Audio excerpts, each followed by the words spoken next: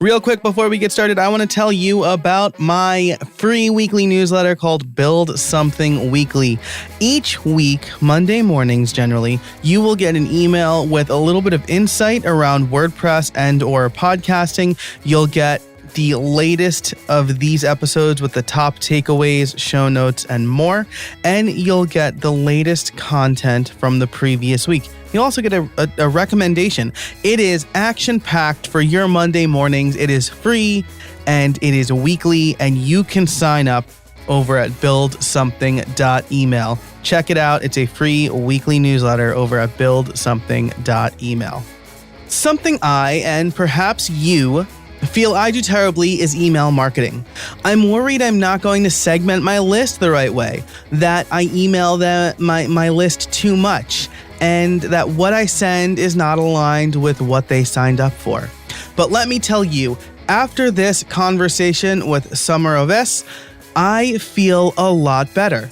Samar is an email expert, and we cover a lot of ground, from setting up your welcome sequence to when you should sell to your list and how to segment. This is a mini masterclass in email marketing, and it's one of my favorite episodes to date. So definitely sit back, relax, and take notes. Plus, in Build Something More, we talk about how Apple is changing the way we measure email marketing success. You'll be able to find all of the show notes for this episode over at howibuilt.it/241, thanks to our sponsors, Textexpander and Nexus. And now let's get on with the interview with Samar. Hey, everybody, and welcome to another episode of How I Built It, the podcast that offers actionable tech tips for small business owners. It's episode 241. Today's sponsors are Nexus and Textexpander, and I am really excited because today my guest is Samar Owais. We're going to be talking about email audits and email audits for e-commerce brands. Samar is an email conversion strategist at Emails Done Right. And if you follow me on Twitter, you'll know that I am not doing my emails right at all. So I'm excited to talk to Samar. Samar, how are you today? I am very well. Thank you for having me, Joe. My pleasure. Thanks for coming on the show. A little behind the scenes, how the sausage gets made. I saw Samar tweeted that she was looking to be on more podcasts. And so whenever someone tweets that, I check them out. And Samar happens to solve a problem that I am trying to solve at the moment. So perfect timing. I'm grateful to whoever retweeted that. Maybe it was like it was either Jay Klaus or someone, maybe Jason Resnick, someone like that. So whoever I think it was Jason. Quite a few people did, to be honest. I was blown away by all the people retweeting, liking, vouching for me. And that was just, I was blown away. So I thought when I sent out that tweet, I thought I'd book 2 or 3. I have ended up booking 14. And That's the incredible. Requests keep coming in. And I keep saying yes, because this is my dream come true. Like, I do want to speak on more podcasts. Yeah, this is great. And I mean, for anybody listening, going on podcasts is a great way to raise awareness about what you do and establish expertise in certain areas. It's, as long as you do it right. If you just go on and talk about like your product and how people should buy your product, it's not going to work out. But if you show people you know what you're talking about, I have hired people from hearing them on podcasts. So that's amazing. Yeah. So this is great. Well, I'm very grateful to Jason Resnick. I'll link his episode of the show in the show notes over at howibuilt.it/241. But first, let's talk about you, Samar. Tell us a little bit about who you are and what you do. Yeah, absolutely. Okay, so I am an email conversion strategist for SaaS and e-commerce brands. And I have worked with companies like HubSpot, Drip, Pinterest to help them with their emails, whether that's onboarding or retention.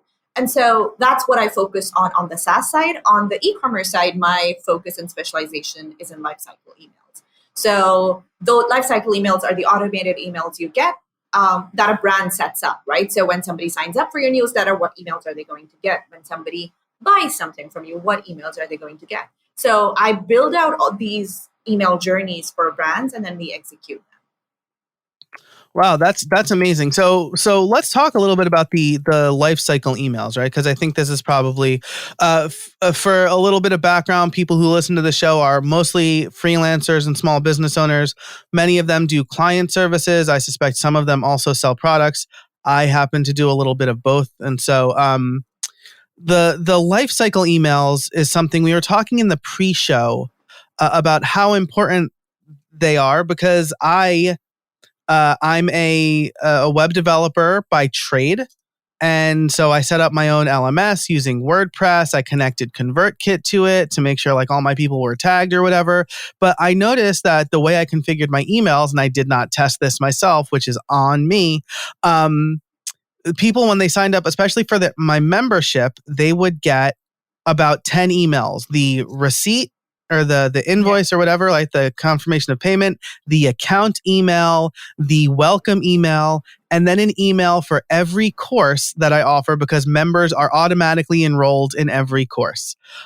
So luckily it's like only 8 courses for me. Oh, and then they would get an email from Castos about the private podcast feed. So they were getting about 10 emails, which is a terrible first impression to make. So let's start at the beginning. Let's say I'm setting up my own e-commerce store to sell courses.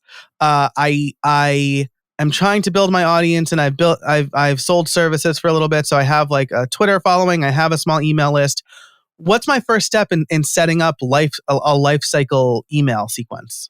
All right. So I would suggest that you take it from the top, right? And the top starts from your website. What happens when somebody lands on your website? What offer are you making them? And that usually means the pop-up offer, right? The sign-up incentive to the newsletter.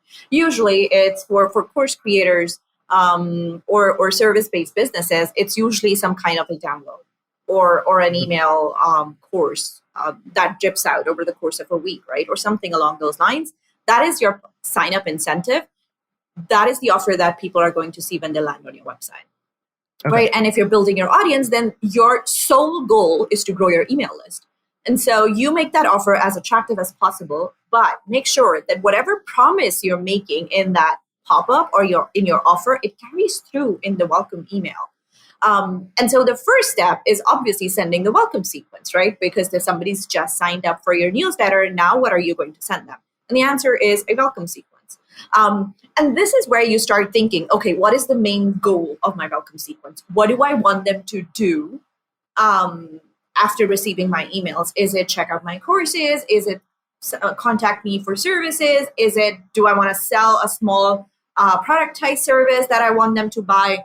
You make that decision first, and then you plan your emails, right? And so that happens. After that is then dependent on what you want them to do. Then you move to the next step, right? So if you want them to buy your courses, then you need to decide, okay, what course are they buying? And what emails does that, when somebody buys that course, what emails do they need to receive next? So you're basically mapping out the entire email journey of your subscriber. So all the touch points where you want to give them information or have them make a decision, that all turns into emails or email sequences.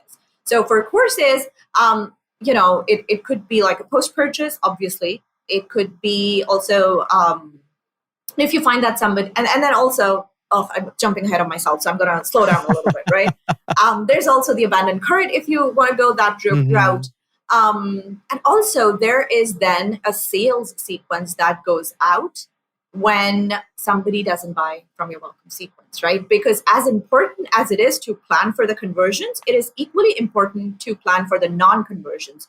Because, don't quote me on this, but at least 80% of your audience is not doing what you want them to do. They're not buying your courses. They're not clicking through on whatever you want them to do, right? So what are you going to do when the welcome sequence is over and they haven't bought your course or your productized service or whatever else you were sending, you wanted them to do?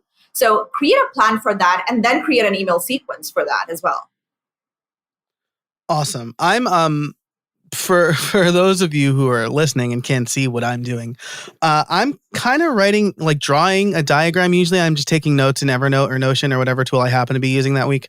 But I'm actually drawing out some of the things that Samar's talking about here, because I think the main takeaway here is start with your goal, right? Start with why.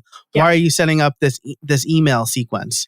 And this is certainly a mistake that I've made, right? Because I have the content upgrades, right? The 52 ideas for episodes, right? If you're a podcaster and you are struggling to come up with ideas, here is one for each week of the year. And then I just kind of get them into a generic sequence that doesn't really go anywhere. So maybe my follow-up question here is, how soon is too soon to pop the question? The question being, will you buy my course or whatever? How soon is too soon to sell to them? In the welcome email. Yeah, okay, yeah, don't cool. sell in the welcome email.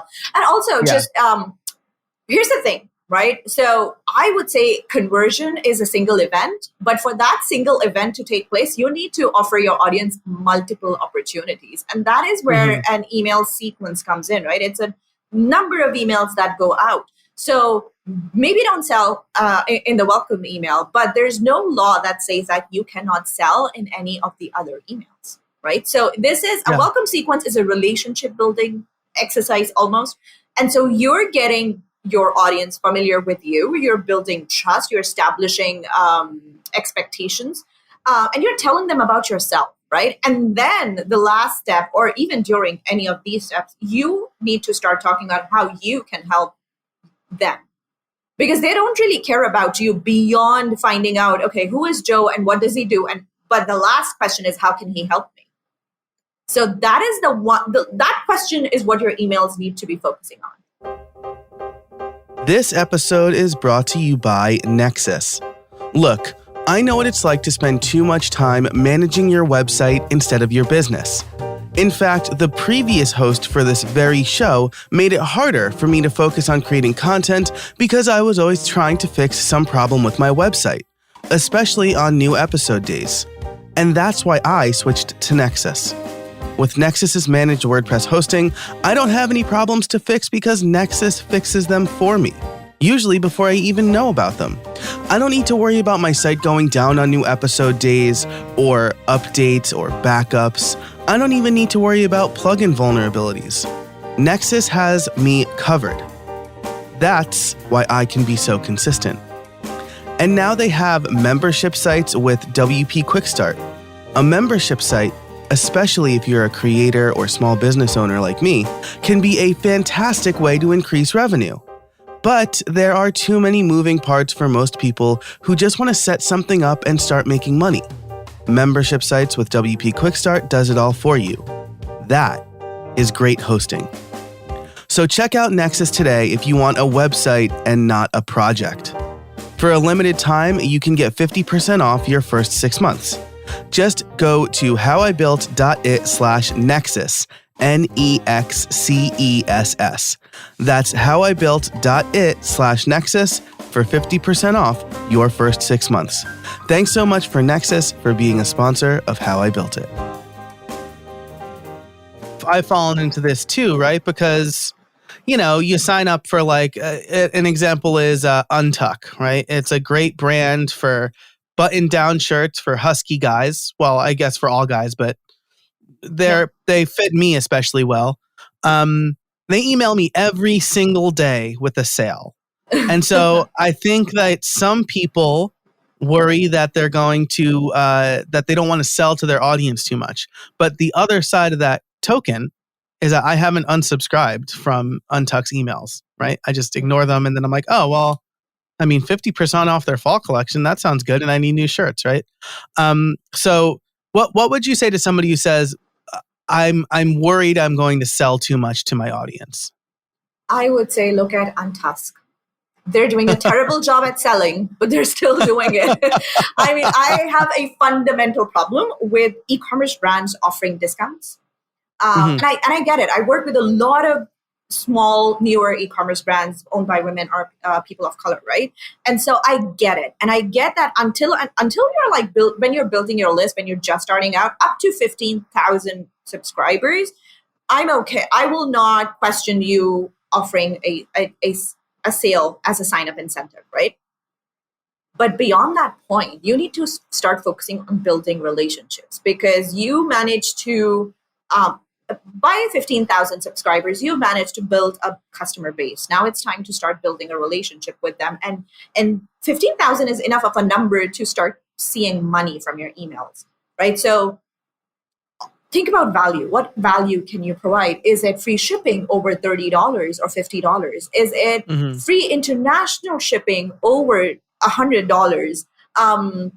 And so is it a quiz, right? So for apparel brands, sizing is a huge issue. I have never been able to order a jeans online that fit me the first time I ordered it.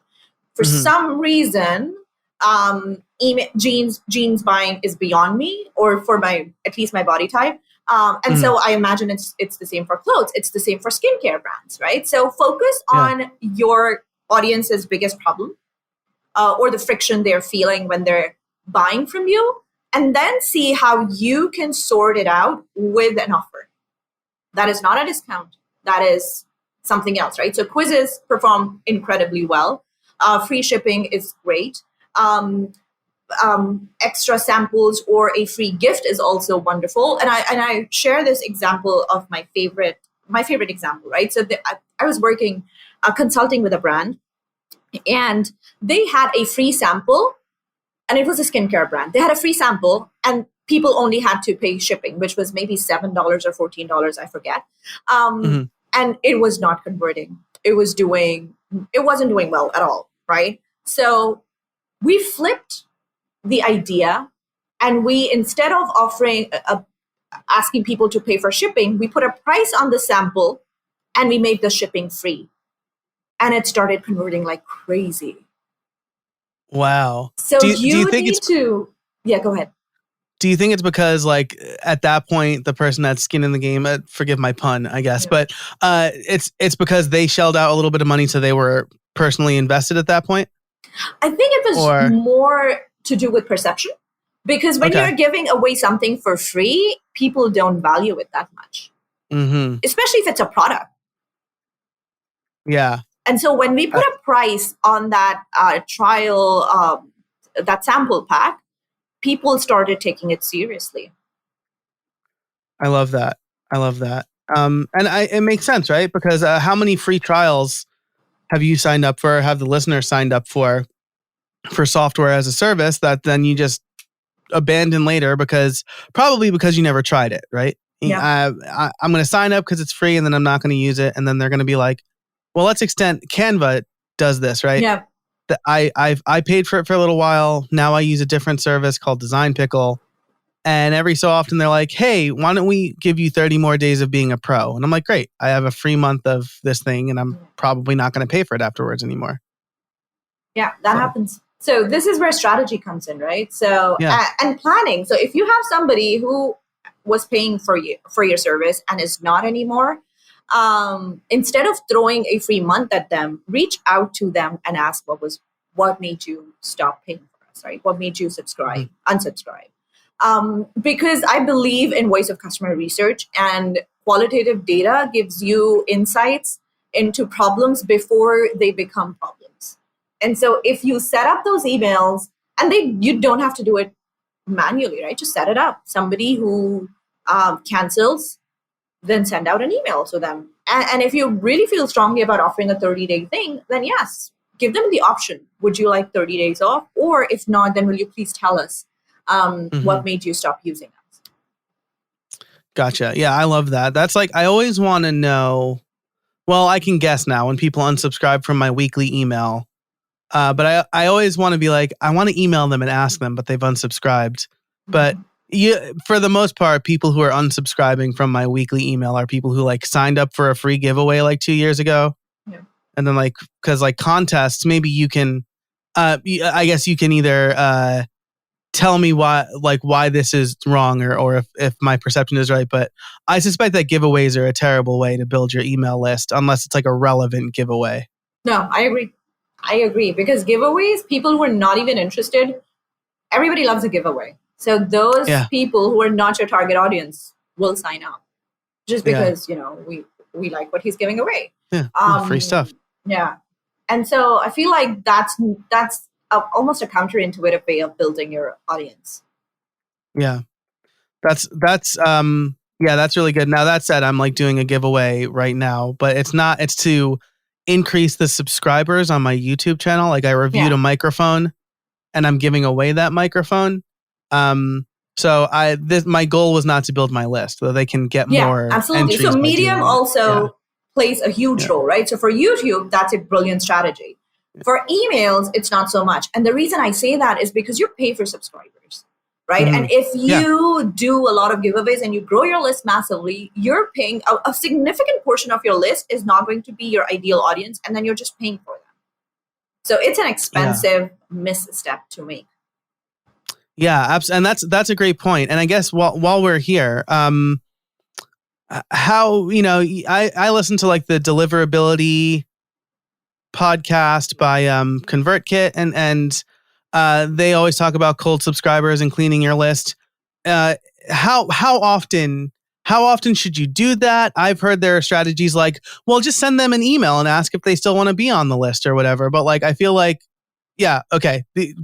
If they're not opening your emails, why would they open that one, right? Exactly. Okay. Yeah. So it depends on how fast your list is growing, right? So if your list growth is, you've got ads running, all of that, you're adding maybe 200, 300 people a day or a week, then you need to clean your list every 6 months, right? And there are two schools of thought here. One is you create a re-engagement sequence and you send out an email encouraging them to, click through or do something on your emails to show that they're still opening and reading, right? Open rates are gone now, so we need to focus on the clicks.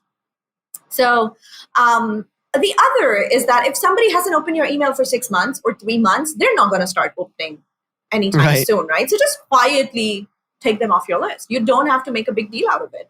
Because if you're actively growing your list, 80% of your attention needs to be on building a relationship with those warm subscribers.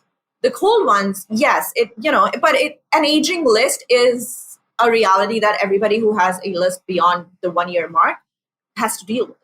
And that's okay. Yeah. It's people evolve, people change, life happens. It's only natural. Unsubscribes aren't a bad thing. So either, encourage people to unsubscribe or just clean them out if they haven't opened your emails. Yeah, I think that's so great, right?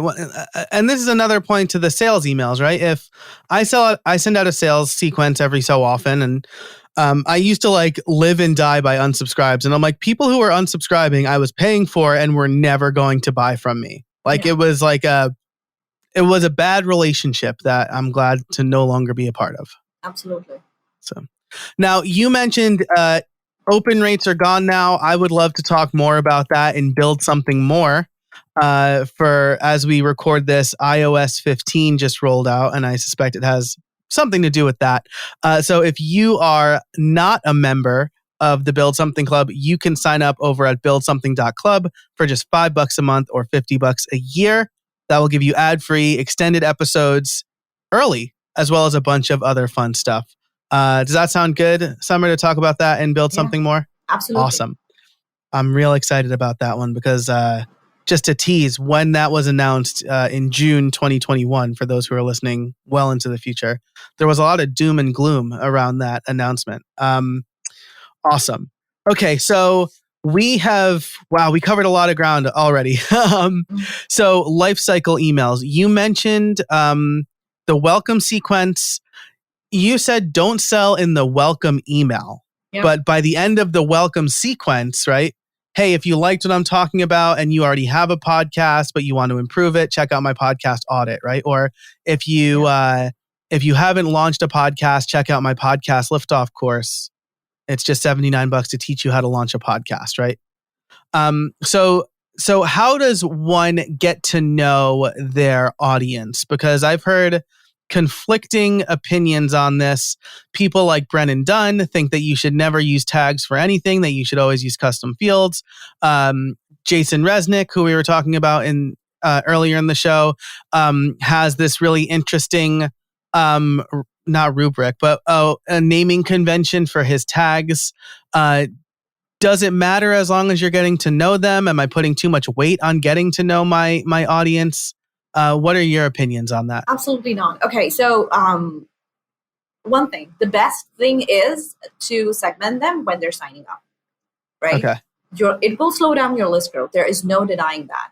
But the people who will sign up, who will take the time to select who they are within like your list, when they're signing up, you'll be able to send them a much more personalized experience, right? But if you are not asking for that, if all you're asking is for the first name and the email or just the email, then you can ask them to self-segment in the welcome email. Mm-hmm. So what the welcome email does is it tells them, it delivers on the promise that was made in the pop-up box, right? And then it sets expectations on what's to come. And then you can do other things as well, as long as you're not selling, right? But Yeah. I want to circle back to that as well. The welcome email is the only one I recommend you don't sell it. Everything else, you can start hinting on your programs in other emails, right? So any value providing email that you hint at you can start linking to your products, even if you're not actively selling them, right? Mm-hmm. Or you could say in the PS, hey, did you know that I have this thing about podcasts, a course? Check it out, right? And start teasing the offer before you segue into hardcore selling. And Gotcha. Remember that thing about offering subscribers multiple opportunities to buy from you? This is and that's why sequences are so perfect, right? You don't have to wait until the last email to make a sale. You can start mentioning it at different points throughout that sequence. Awesome. So this is really good information. Segment your audience when you sign up. Could it be, well, maybe I'm a unique case, but I don't think I am. I have a couple of different offerings that are pretty discreet, right? So like, I have a course on how to use the block editor in WordPress. Right. And I have a content upgrade that's basically how to prepare for full site editing. Then I'm mostly moving towards the podcast space, and I have a couple of content upgrades. So segmenting based on who picks those downloads, right? I'm probably not going to throw them both into the same bucket. Yep. But then you say in your welcome sequence, right? You can segment even more, right? So in the welcome email for the podcast stuff, I could say, do you have a podcast? Do you want to launch a podcast? Did you start and stop a podcast, right? That's a way for me to segment. Absolutely. So how much information should I get? Should it be based on my offers, or should it be based on just stuff I might want to know in the future? So I fall in the camp of getting to know your subscribers, right? Okay. Who are they? Because ultimately we're making offers and courses for our audience. And if you don't know who they are, if you don't know what their problems are, then our offers might not convert as well.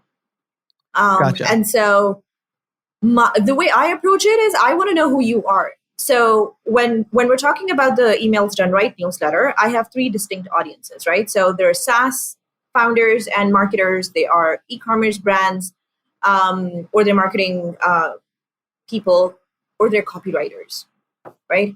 And so when I the welcome email mine is like, I'm a wordy person. So mine is like not your cookie cutter small one. It is maybe 300, 350 words, right? But at the end of it is something along the lines of, tell me who you are, or like choose what describes you best, or something along those lines, right? So it says, I'm a SaaS founder or marketer. I'm an e-commerce brand. I'm a copywriter.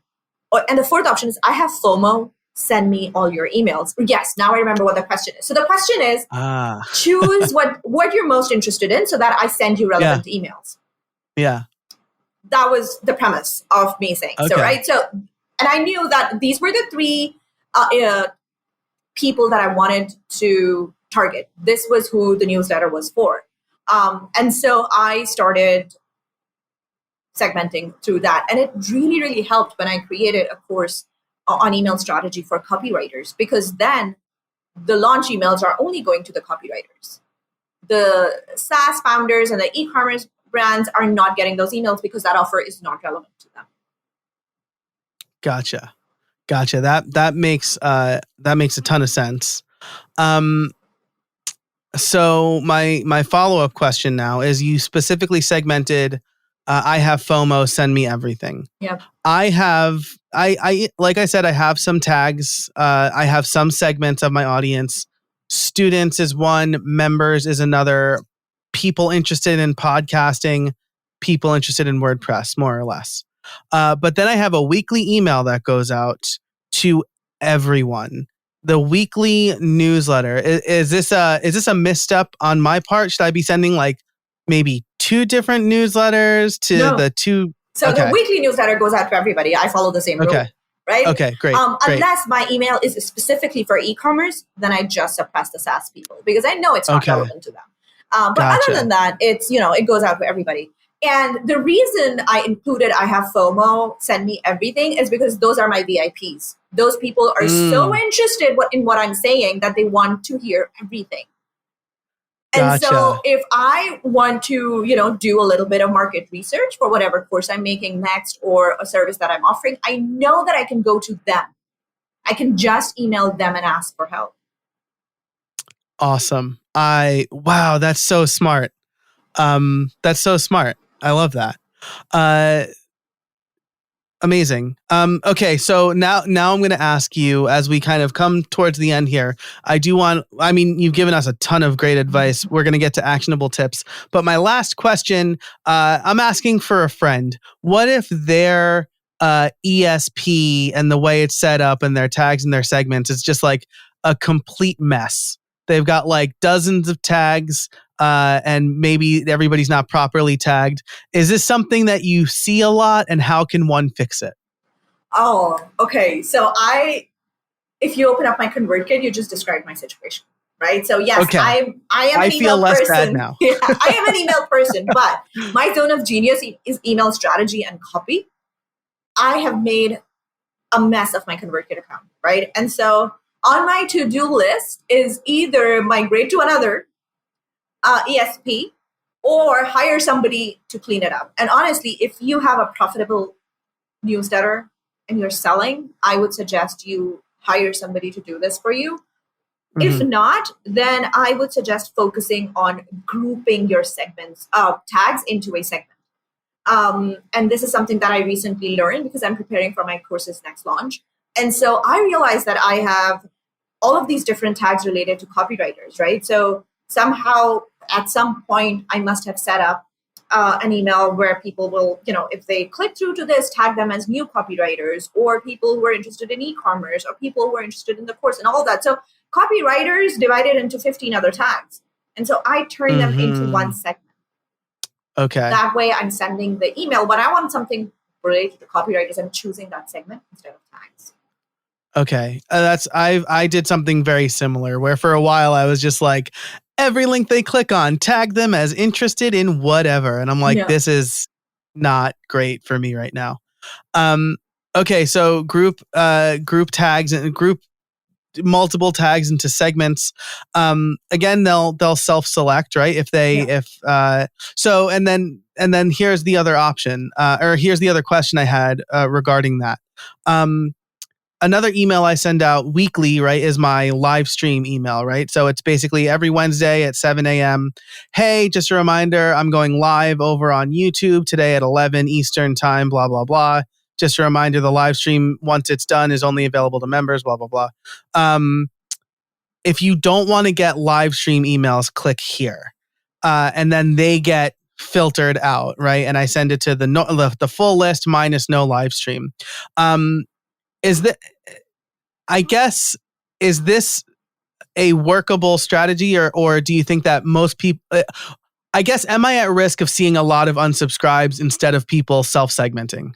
No. So this is a very smart strategy on your part, because what you're doing is, instead of them getting annoyed and unsubscribing, you're giving them the option, hey, you don't have to receive these emails if you don't want to, just click here. It's as simple as that. And so you're taking away the friction.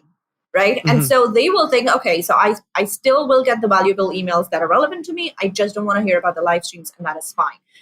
It's something that I also do when I'm kicking off a launch. In the first few emails, I will always have, these are course launch emails. If you don't want to receive them, just click here and I will. And, you'll go back to receiving the weekly emails done right newsletter and nothing else. Awesome. Okay, that's a great idea. That's something to think about as well. And then the last bit about this is I've had my newsletter or my ESP email service provider for people who, like me, like 3 weeks ago didn't know that was the proper acronym. Uh, I've had ConvertKit as my ESP since like 2018. I've got, I hover around 1,200 subscribers or whatever. Is it too late would it be a strange move for me to kind of do re-welcome sequence right now? Like, hey, you've been on the list. Maybe I only do it for people who subscribed before like 2020. Here are the things I'm focusing on now. Click the one you're most interested, or click this to keep things as normal. You have all the right ideas, Joe. But I would say that filter out everybody who signed up in the past 6 months and then send it to everybody else. Okay. Right? Because awesome. People have small attention spans and they tend to forget. And so, one of the smartest things we can do as marketers is let people know that we understand that, people's situation and interests change all the time, and that it's totally okay to unsubscribe, because there's the more we encourage it, the more we normalize it. And as I said, unsubscribes are a good thing. It's a good thing for your stats. It's a good thing for your deliverability. And also it just exudes confidence as a marketer.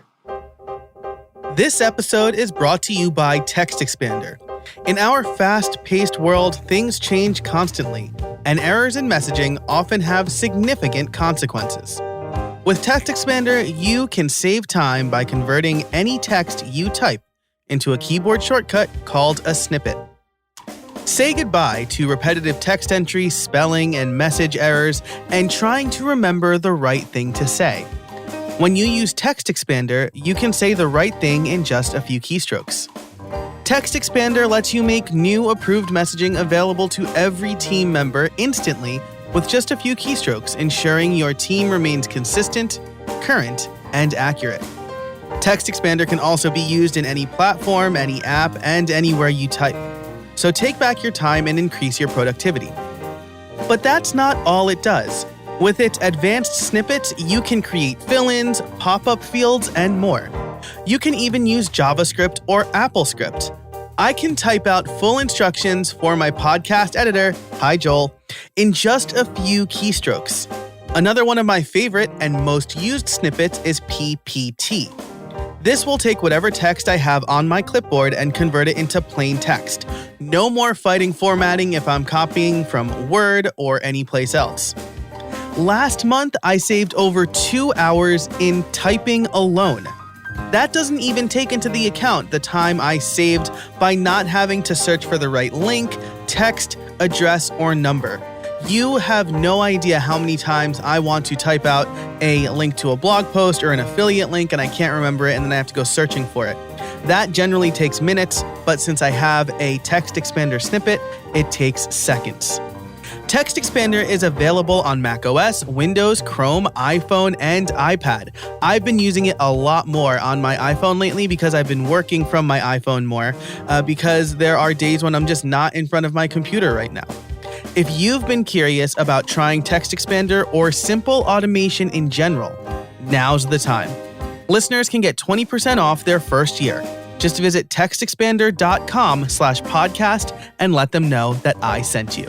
Thanks so much to Textexpander for sponsoring the show, and now let's get back to it. Unsubscribes are a good thing. That's like probably the name of this episode, I would think. And thanks. I'm appreciative that you've confirmed all of these ideas because again, I think that I and other people probably are worried about emailing our list too much, which is wild, right? Like if I give my phone number to somebody, I don't expect they're only going to call me or text me like once a week.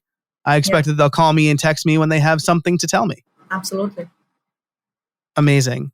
Okay, so as we wrap up the main show here, I do like to offer one or two actionable tips for small business owners. This could be around a particular tool or maybe where to get started. If someone has listened to this and they're like, yes, this all sounds great. Where do I start? What would you tell them? Oh, I'm going to say start trying, start doing. So I have this phrase that my coach told me, do the damn work. And so do the work, right? It's easy. And then like implement fast, discard fast. Try something. If it works, keep it. If it doesn't, discard it fast. What this will do is it'll help you move forward, right? So every little thing that you are discarding or trying will either move you forward or keep you where you are. And whatever's keeping you where you are, you know that it's not working. Now it's time to try something else. So don't, just because somebody very popular has said this is going to work, this is the way, all of that, and you try it, and then you keep trying it for months because that person has said it'll work, and maybe I'm just doing something wrong. You are not doing something wrong. If your audience could be different, your offers could be different. So if it's not working for you, move forward, try something else. This is such an amazing thing to drive home. And the person that when you said maybe somebody popular is saying do this because it works, I've learned a lot from him. So this is not like a dig at him, but Pat Flynn is that person for me. The guy has been in the game for a long time, obviously is doing something right. But now when he's like, I launched this YouTube channel. If you want to launch this like me and grow like this, do these things. He already has an audience of millions. Exactly. So whatever he does is probably going to work out for him. Whatever he launches, I should say. I suspect that there are people who subscribe to his it's called Deep Pocket Monsters. It's like a Pokemon card channel. I suspect that there are people who subscribed who had no interest in Pokemon before that. So I love that. Just because someone popular or someone famous is doing it and recommends it doesn't necessarily mean it will work for you. And that's not your fault. Absolutely. Amazing. I was going to also ask you, I always ask this question, do you have any trade secrets for us?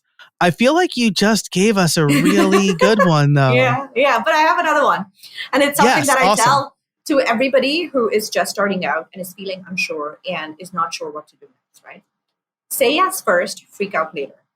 So, and this, I feel like this applies especially to maybe women, because there's a study out there that says, in a job description, if a man feels like he's qualified for 50% of it, he will apply. Whereas women won't, even if they qualify for 80% of it, right? Or something along those lines. I'm going to have to look up that study. But so for women, I always say yes first, freak out later, because saying yes first gives you that time to freak out and then figure it out. Oh, that's so good. I like that. Because you're right. You're kind of jumping into the deep end, right? When you say yes, you're at least believing in yourself to figure it out. So, and I want to give a caveat here that I don't mean you say yes to something that is not relevant to your field or that you've never done, right? I would not say yes to starting a podcast without, because I have no idea. You're really good at this, though. I'll just tell you, this has been a great conversation. So I'm good at being on podcasts because I'm socially awkward, and somebody asking me questions and me having to respond is great. It's the perfect medium for me. But if you ask me to hold a discussion, right, and I won't be able to do that, right? So that is a muscle that I haven't built yet. But anyway, so when I say yes first, freak out later, I mean related to your field. I mean related to your work. Yeah, I think that's a really good caveat, right? If somebody asked me to perform brain surgery today, I'm not going to say yes and then figure it out or whatever. Your example was a lot better because it's plausible, right? That somebody would say start a podcast. So I guess if somebody asked me to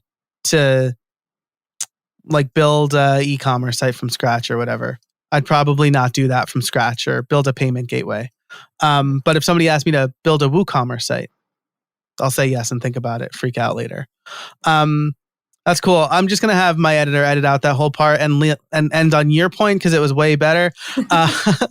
Samar, this has been amazing. Thanks so much for spending some time with us. As a reminder to the audience, if you are listening to Build Something More, we're going to talk about how open rates are gone now, thanks to iOS and Mac OS. And if you are not listening to Build Something More, but you're like, I really want to know, sign up. And you can get all the show notes that we've talked about and the ones we're about to mention and sign up for the membership over at howibuilt.it/241. Samar, if people want to learn more about you, where can they find you?